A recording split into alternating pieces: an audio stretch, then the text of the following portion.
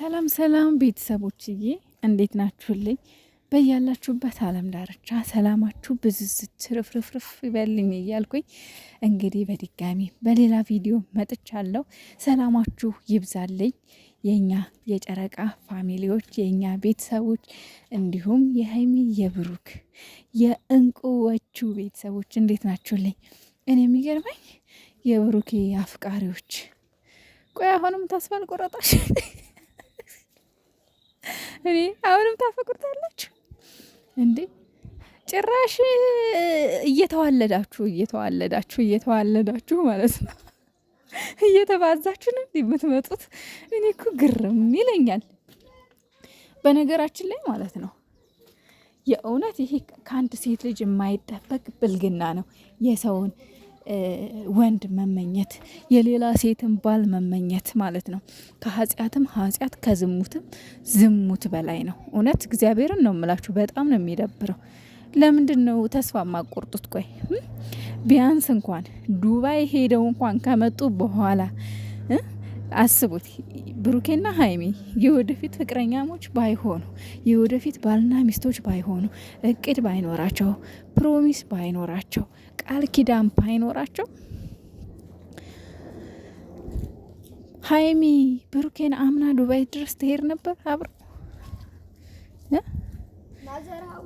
እንዴት ነው የምታስቡት እናንተ? የእውነት ምን የተሳሰብ ነው ያላችሁ? ጭራሽ ደግሞ ሀይሚን መሳደብ። እኔ አሁንም ቢሆን ማለት ነው እኔ የሀይሚን በየጊዜው በየሰዓቱ የምሰድቧት ምንም ሳታጠፋ ብሩኬን ፈላጊዎች፣ የብሩኬ አፍቃሪዎች ወይም ብሩኬን የምትፈልጉት ሴቶች እንደሆናችሁ በደንብ አሁን ላይ ግልጽ እየሆነ ነው። ምክንያቱም ብቅ እንደ እንሽላሊት ማለት ነው ቀስ እያላችሁ እያንዳንዳችሁ ብቅ የምትሉት፣ የእውነት ተደብቃችሁ የምትሳደቡት ማለት ነው። እንዴ እኔ እኮ ይች ልጅ ጥፋት የለባት፣ ሰውን አትነካ። ኢቭን ከሰው ጋር እንኳን ገጥመው ቪዲዮ አይሰሩም። እንኳን አይደለም ከሰው ጋር ገጥመው ቪዲዮ ሊሰሩ ይቅርና እኮ ሀይሚና ብሩኬ ለምሳሌ ቡታጅራ እንኳን ከሄደ ብሩኬ እንዳጠቃላይ ሀይሚና ብሩኬ አንድ ላይ ካልሆኑ ቻናላቸው ላይ እንኳን ቪዲዮ አይለቀቅም። አብረው ካልሆኑ ማለት ነው።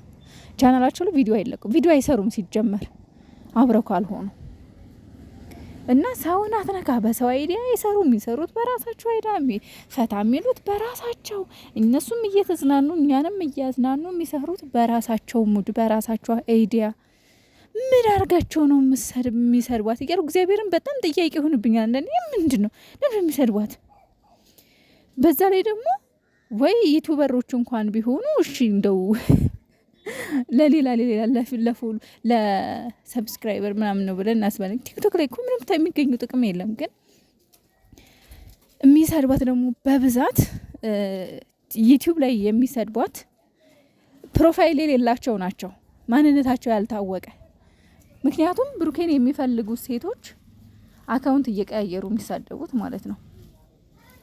እና እኔ እዚህ ጋር ሌላ እነሱን ምንም ማለት አልችልም አሁን። ምክንያቱም ከአሁን በፊትም ደጋግሜ ተናግሬያለሁ። ይሄን ነገር ደጋግሜ አውርቼበታለሁ። ግን ማንም የሚማሩ ሴቶች አይደሉም ሲጀመር። እነዚህ ክብር የሌላቸው ክብር የማያውቁ ሰዎች ስለሆኑ ከነዚህ ጋር ምንም መልስ መመላለስም ሀይሚዬ መልስ መመላለስም አያስፈልጋትም። ምክንያቱም ብዙ ጊዜ አንዳንድ ስቶሪዎች ላይ ታረጋለች፣ ግን እንደ ቅኔም እንደ አሽሙርም ነገር ነው። ግን ማንም የሚገባው የለም።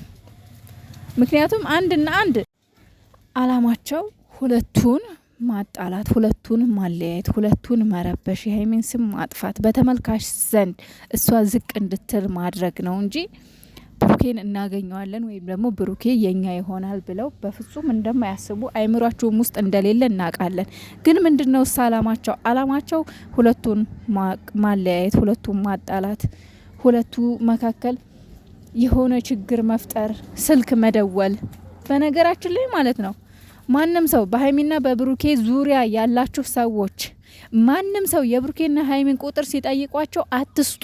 ለምንድነው ቁጥራቸውን የምትሰጡት? ለምን ቁጥራቸውን ለምን ትሰጣላችሁ? ምክንያቱም ምቀኛ ሞልቷቸዋል እነሱ። ለምሳሌ ሀይሚና ብሩኬ አንድ ላይ በሆኑበት ሰዓት ስልክ ይደወላል፣ ወይ ብሩኬ ላይ ወይ ሀይሚ ላይ። ከዚያ ያልሆነ ቃላት ይወረወራል፣ ያልሆነ ቃላት ይጣላል።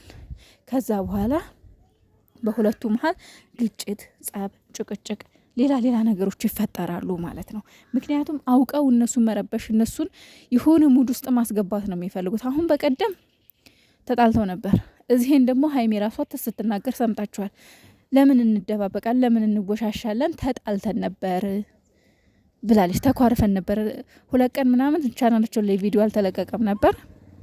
ምክንያቱም እነዚህ 2 ልጆች ተኳርፈን ነበር ብላለች ሀይሚ ራሷ ማለት ነው። እንግዲህ ያ እንግዲህ ምክንያታቸው ምን እንደሆነ አልታወቀም።